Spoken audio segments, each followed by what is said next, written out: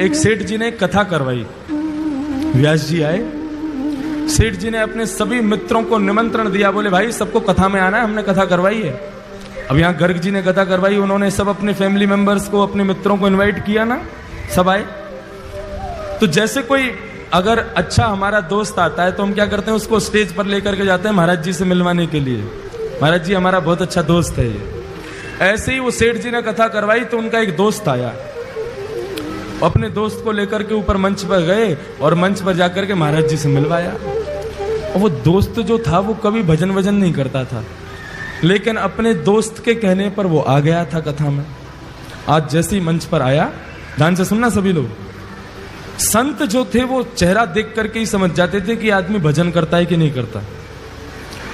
जैसे ही वो उनके पास आया तो जो वक्ता कथा कर रहे थे उन्होंने उससे कहा, वो सब तो ठीक है महाराज, आप थोड़ा भजन किया करो, आप भजन नहीं करते हो।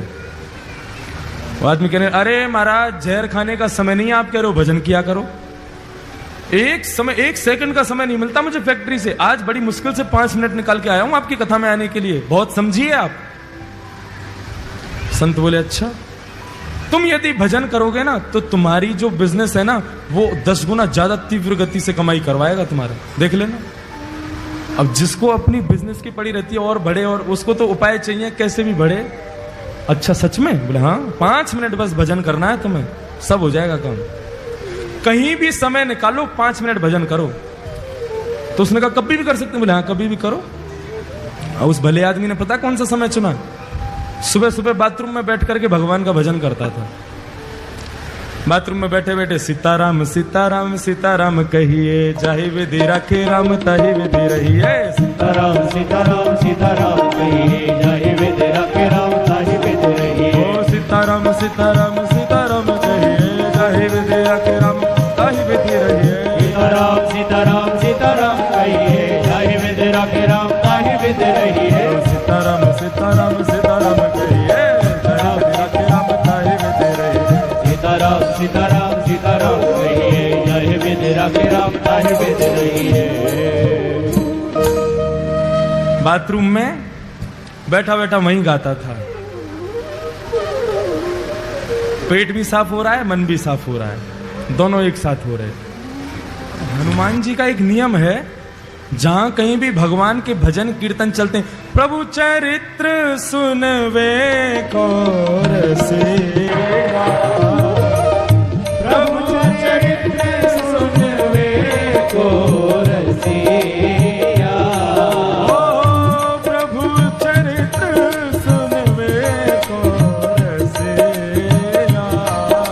ओ प्रभु चरित्र सुनवे को रसिया। और राम लखन सीता मन बसिया। राम लखन सीता मन बसिया। हनुमान जी प्रभु के चरित्र को सुनने के लिए बहाने ढूंढते रहते हैं। अरे कहीं कोई कीर्तन कर रहा हो, कहीं कोई कथा कर रहा हो, मुझे वहां भेज दो, मैं वहीं रहूंगा। अब जैसे ही सुना, अरे वाह बड़ी बढ़िया कीर्तन की ध्वनि आ रही है, सीताराम सीताराम सीताराम कहिए, जाय विधि राखे राम ताहि। हे रघुनंदन श्री राम, ये जहां कहीं भी कीर्तन चल रहा है, आप कृपा करके मुझे वहां प्रकट कर दीजिए। और भजन कहां चल रहा था? भजन बाथरूम में। हनुमान जी महाराज ने आंख बंद की और जैसे ही पहुंचे,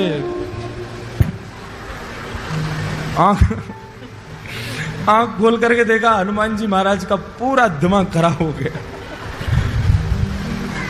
क्या कर रहा है भाई? बोले भजन कर रहा हूं। यही जगह मिली थी तुझे भजन करने की? एक तमाचा मारा खींच करके उसको, रुक जा तेरी शिकायत करके आता हूं अभी राम जी से। कभी हनुमान जी का ऐसा दिमाग खराब हुआ, सीधे भगवान। अब इसका मतलब ये मत सोचना सुबह सुबह आप भी कहीं भी कर लो भजन, तो कोई बात नहीं है। हनुमान जी महाराज सीधे राम जी के पास पहुंचे। राम जी के दरबार में जैसे ही पहुंचे, राम जी महाराज बड़े दीनहीन सा मुख बना करके दर्द के मारे करा रहे थे, बैठे थे चुपचाप। हनुमान जी महाराज बोले, मेरे रघुनंदन श्री राम, मेरे प्यारे श्री राम, आपको मैं प्रणाम करता हूं। प्रभु आज एक आपको बड़ी बड़ी विचित्र बात मुझे बतानी है आपको। राम जी बोले, हाँ बताओ। नहीं पहले आप बताओ, आप इतने उदास क्यों हो? नहीं कुछ नहीं, ऐसा कुछ नहीं। नहीं नहीं प्रभु बताना तो पड़ेगा आपको। अरे भाई बोला ना कुछ नहीं। प्रभु आपको मेरी सौगंध, बताइए ना क्या बात है, मैं आपको दुखी नहीं देख सकता, आप एक बार बताइए तो सही क्या कष्ट है। राम जी बोले हमारी पीठ में बहुत तेज दर्द हो रहा है। बोले क्यों? बोले स्वयं खुद ही देख लो। जैसे ही पीछे पीठ के पास गए, हनुमान जी बोले कहां देखना है? बोले हमारा अंग वस्त्र हटाओ। अंग वस्त्र जैसे ही हटाया महाराज, बानर के पंजे का निशान बना हुआ था वहां पर। हनुमान जी महाराज बोले प्रभु किस बानर की इतनी हिम्मत हो गई, मेरे होते हुए आप पर प्रहार किया उसने? राम जी बोले बस ऐसे ही है, कुछ लोगों को ज्यादा ही छूट मिल गई है।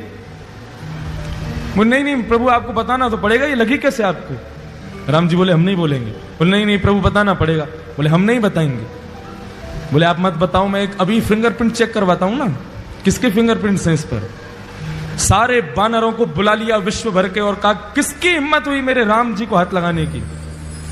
बानर सब कांपने लगे। बोले महाराज हमारी हिम्मत नहीं है, हम तो राम जी को दूर से देख के भाग जाते हैं, आप जो उनके पास रहते हो हम मारने की सोच भी नहीं सकते।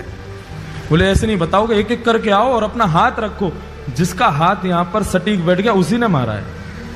अब एक एक करके सारे बानर जा रहे हैं, राम जी के उस पंजे पर हाथ लगा रहे हैं। राम जी मन ही मन प्रसन्न हो रहे हैं, कर लो सब कुछ कर लो, जो करना है कर लो। एक एक करके सारे बानर चले गए महाराज, एक का भी हाथ नहीं बैठा।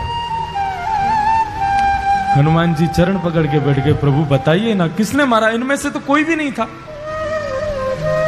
अच्छा बता दूं? बोले हाँ बताओ। तुमने अपना हाथ लगा के देखा क्या? हनुमान अच्छा मैं आपको लगता है मैं मारूंगा?